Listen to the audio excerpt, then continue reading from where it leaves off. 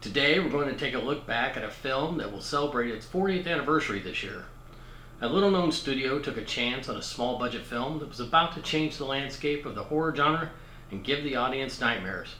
At the time, we had no idea that this low budget masterpiece would become one of the all-time greatest horror films and spawn 7 sequels. We'll take a closer look back at this instant classic and what it was like to see it in the theater on opening night on the next Back to the Feature.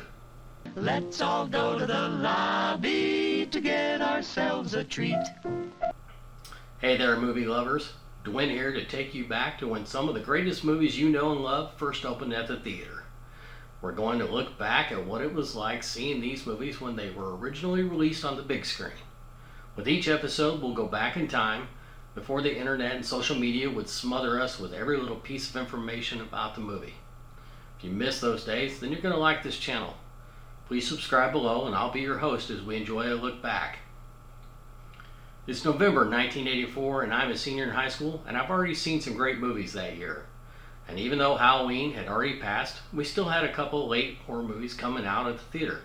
By this time there had already been 4 entries in the Friday the 13th franchise and 3 Halloween movies. Both of those horror franchises followed a formula.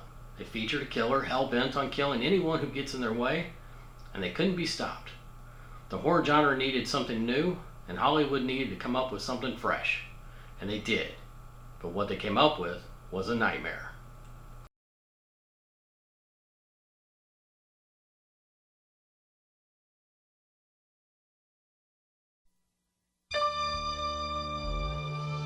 The kids of Elm Street don't know it yet, but something is coming to get them. There's something out there, isn't there?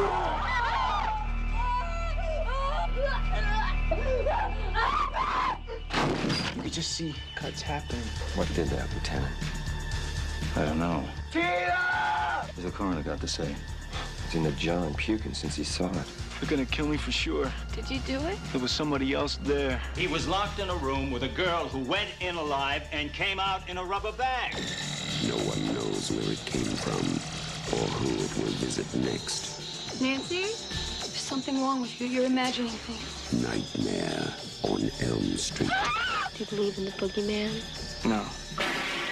Whatever you do, don't fall asleep. No! She's the only one who can stop it. If she fails, I'm your boyfriend now, Nancy.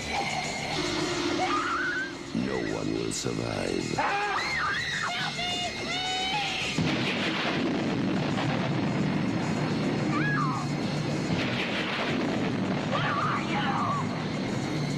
From Wes Craven, director of The Hills Have Eyes and Last House on the Left, a new masterpiece in fantasy terror, Nightmare on Elm Street.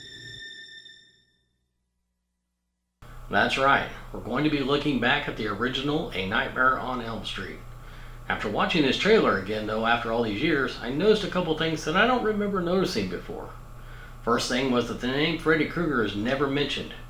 The trailer actually tells us very little about him or why he wants to kill teenagers.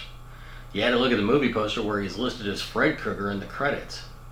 The second thing I realized is that the trailer actually shows part of each kill scene. Prior to seeing the movie, we didn't know that at the time, but the trailer gives away a lot. Now you should know that we did have other choices at the theater that same weekend. Besides Elm Street, we had 3 other movies to choose from. First up is Oh God, You Devil. This was the final entry in the Oh God trilogy starring George Burns, this time playing God and the Devil. Next up is No Small Affair. This was a comedy featuring a couple of very young actors that would go on to have major Hollywood careers. Yes, that's John Cryer and Demi Moore on the poster back when they were mere children. And finally, our other option was another horror film. A holiday horror film no less, just not the holiday you would expect it to be. That's right, we're talking about Silent Night, Deadly Night. An axe murderer running around dressed as Santa. This movie turned out to be way more controversial than Elm Street at the time, but we'll get into that story in another episode. Almost something for everyone. Let me know which one you would have chosen to go see that weekend. Let me know in the comments below. The Elm Street trailer had been out for several weeks on TV, and there was a cool newspaper ad showing the poster. And that was more than enough for a bunch of us at school to decide that we'd all go see it together. And that's what we did. That Friday night, myself and a bunch of friends met up at our local theater, the Spring South 6 at the Indian Springs Mall. Being opening night, the line was really long to get in, but the waiting only added to our excitement. Now, for anyone wondering, most of us in our group were seniors, so we were already 17 and could get into R-rated movies. Once we got our drinks and candy and whatnot, we went in and took over a row of seats in the middle of the theater. Now, an historical note for you young viewers, back in the day, we didn't have assigned seating at the movies. You got there early and you sat wherever you wanted. If you got there late, you were sitting in the front row staring straight up at the screen. The movie starts off with a cool opening of someone making a glove with knives for fingers. Who knew crazed killers were so handy with tools? And I'm pretty sure every kid that had metal shop at school was thinking about making a glove for themselves.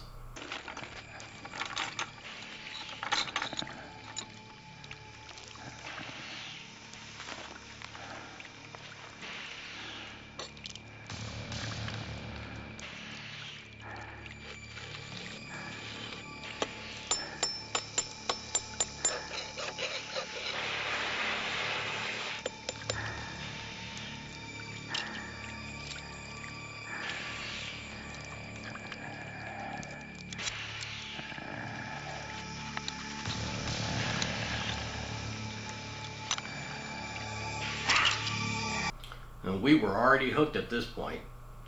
Now, from there the plot was real simple. Tina has a bad dream where someone's chasing her. Scares the bejesus out of her to the point where she talks a few of her friends, Nancy, Glen, and Rod, into spending the night at her house while her mother is off somewhere else. They sit around talking and soon figure out that they've all been having the same dream about the same scary dude with the ugly sweater and knives for fingers. With her friends there, though, she feels safe and she goes to sleep, where she becomes victim number 1 and probably has the scariest death scene in the movie. I thought it was pretty freaky.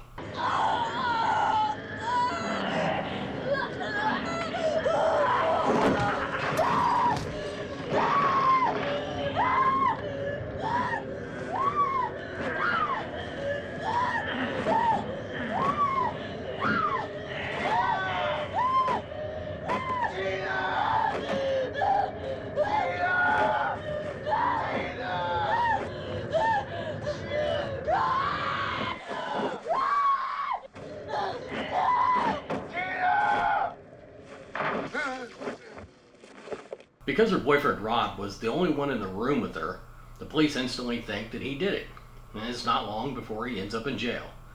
Nancy and Glenn race to the jail to convince Nancy's dad, the sheriff, that Rod's in danger, but it's too late. Rod's already dozed off, and those bars can't stop Freddy, and I think Rod had the weakest death scene for sure.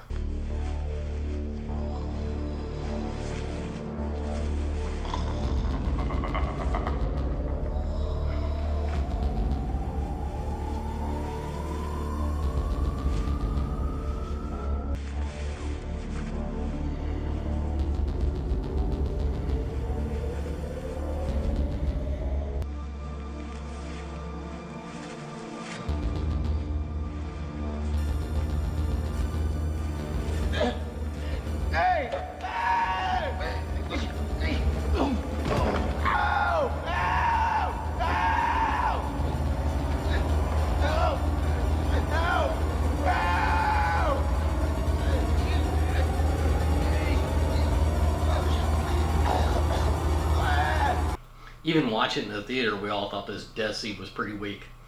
Not scary at all. Nancy's alcoholic mom finally breaks down and explains that Freddy was a real person who liked to kill little kids, and the parents in the Elm Street area didn't take kindly to this, so they took matters into their own hands. They did what any parent would do. They tracked his ass down and burned him alive. Nancy's mom even kept a little souvenir from the Freddy roast. She reaches inside her furnace and pulls out his real glove to show Nancy, like it's a trophy. So basically, Freddy is pissed at the parents and decides to punish them by killing their kids with this new afterlife power, or whatever you want to call it. It's a typical sins of the father plot device that's been used many times in movies. Seriously though, the parents in this movie are really terrible people. Why Freddy didn't just go after them is beyond me. Now you would think that the sheriff would be more help, but nope. I feel like they could have done more with this character. And at the time of the movie, John Saxon, who played the sheriff, was the only one of 2 actors in the movie that I was even familiar with. Now, if you're a Bruce Lee fan, you would recognize him from a little movie called Enter the Dragon. And here he is kicking some butt kung fu style.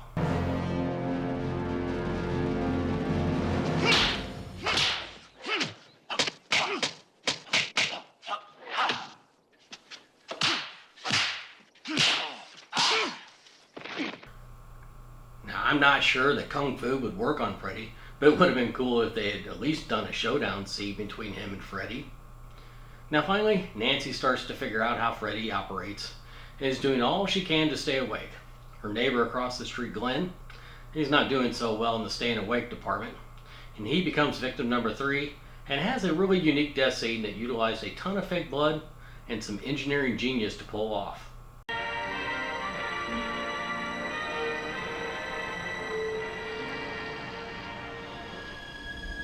Now 12 midnight, and this is station KRGR leaving the air.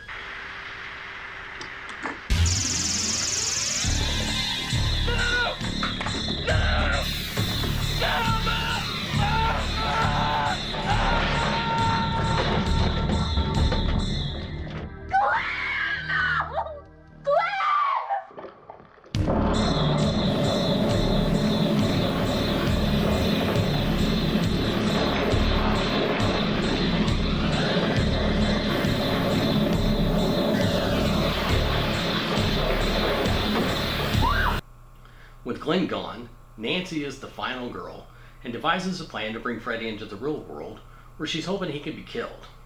So she rigs up her house with various booby traps, and some of them work better than others, but she does finally succeed in getting Freddy out into the real world. Now in the process, he kills her mom in one of the lamest kills ever. I feel like at this point they just ran out of ideas at the end of the movie. Now in the past, killers in movies were people. Just regular evil people. Now this killer was different, and I remember sitting in the theater watching this movie, and here was the first clue I got that Freddy was something supernatural.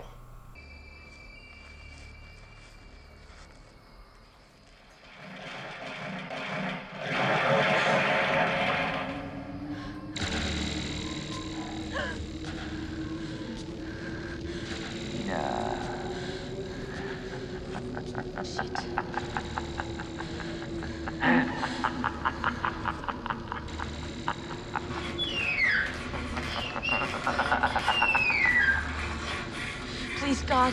This is God. Those arms stretching across the alley definitely got everyone's attention. And then here's a scene that showed that he was basically a maniac.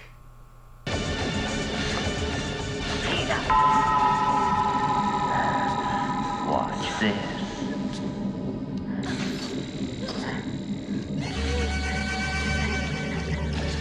There was one single scene that I know that put everyone on the edge of their seat.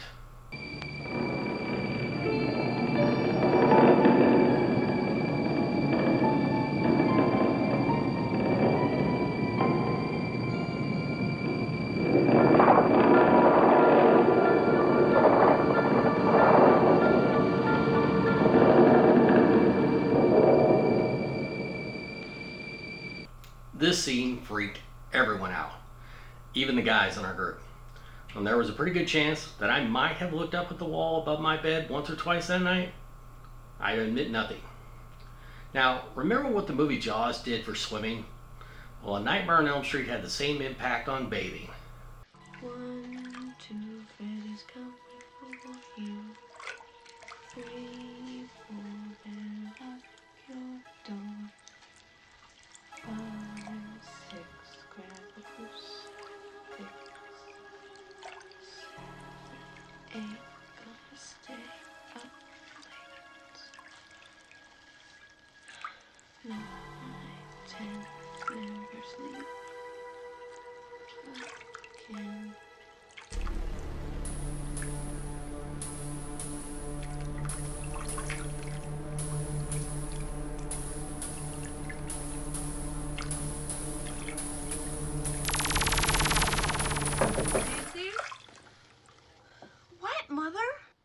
fall asleep in there, you could drown, you know.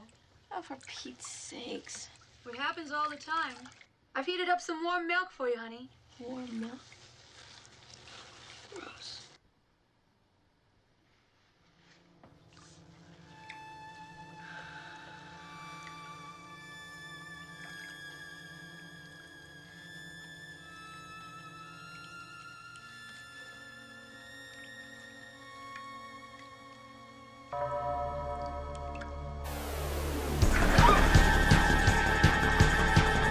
This scene freaked all the girls out, and I'm pretty sure most of them thought about that scene the next time they took a bath. And lastly, I have to mention the cheesiest moment in the movie. It comes at the very end of the movie after Nancy has defeated Freddy and things have returned to normal, or at least we think things are back to normal. Nancy's standing out on the front porch with her mom, who now looks surprisingly sober and not dead, as she waits for her friends to pick her up for school. They pull up, and his sober mom watches her daughter drive off with her friends. Suddenly, Freddy's clawed hand bursts through the small window on the front door and yanks sober mom through the window opening.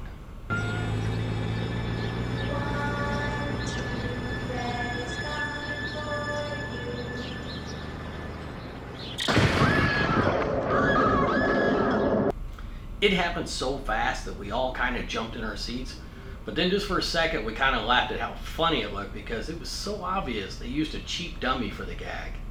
Overall, we didn't care though. It was just fun to be scared. We ended up walking out of the theater more than satisfied. We'd seen something truly original, and we were lucky to get to experience it firsthand. And we definitely got our $3 worth. Did I mention that back then it only cost $3 to go to the movies? As we were leaving, you could hear people talking about how they were not going to be able to go to sleep that night. Our safety had been compromised. Now, after a Friday the 13th or Halloween movie, you would go home, make sure your doors and windows were locked to feel safe. That wouldn't work now. Nope. There was a new threat that could get you anywhere you were once you fell asleep. And eventually, you gotta go to sleep. This movie would end up being a huge success, and the studio behind it, New Line Cinema, will become known as the house that Freddy built. It did so well at the box office that it was a no-brainer to start making sequels. New Line now had something to compete directly against Michael Myers and Jason Voorhees. However, once the sequel started, Freddy became more of a caricature of himself. He would spend as much time cracking one-liners as he did killing teens. It didn't matter though, as long as they kept making them, we kept going to see them. Now, if you enjoyed this little trip down memory lane, please hit the like and subscribe buttons below to help me grow this channel. I appreciate you taking time out of your day, and I hope you'll come back for the next Back to the Future. In some of the episodes moving forward, I'm going to include a special segment at the end called But What Did Grace Think?, where we check in with my granddaughter Grace to see what she thought after watching Elm Street for the first time. Okay everybody, this is my granddaughter Grace. Grace, we're going to start off with, how old are you? I'm 11 years old. Okay, and before you start judging, Grace watched this movie with the approval and supervision of her mother. So Grace, did you watch this movie during the day or at night? I watched it during like the evening-ish, afternoon. Okay. Would you say that this is a scary movie? Definitely has some freaky parts in it, but I think like for like 7 or 8 year olds, I don't think it's too scary for like younger kids. Have you seen any current scary movies or movies that you think are scarier than Elm Street? Yes, I watched Poltergeist remake. It was made in like 2015, and I think it had way more freakier parts in it than Elm Street. Okay. So in Elm Street, what was your favorite part? It's gotta be where Nancy is trying to get a hold of Freddy in her dream and like trap him to where she can get a hold of him. Okay. So which part in the movie did you think was the cheesiest? Probably in the last scene when Nancy's mom is at the front door and she gets like pulled by Freddy through her front door window. Yeah, that was pretty cheesy.